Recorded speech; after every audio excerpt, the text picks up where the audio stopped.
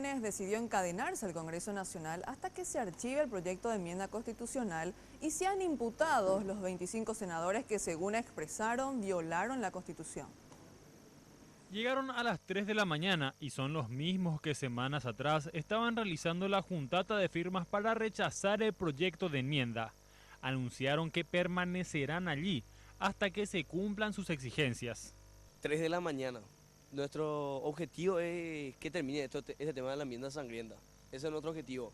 Nos vamos a plantar acá hasta que ellos decidan cortar este tema de enmienda y eliminar, no volver a tocar en agosto. Nosotros necesitamos una eliminación ya. También estamos pidiendo que los 25 sean imputados, porque hay mucha gente, jóvenes, adultos, que están imputados, que no tienen nada que ver.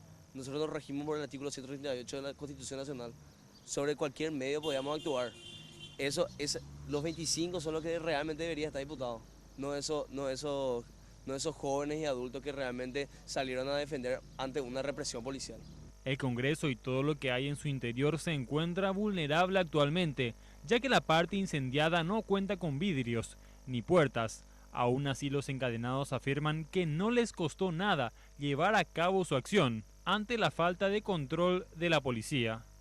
Y fue sencillo, vinimos caminando, nos encadenamos. Así de simple fue, o sea, no hubo una estrategia como el PSC ni todas esas cosas, ¿verdad? Espero que eso también después no quieran relacionarnos con nosotros, ¿verdad?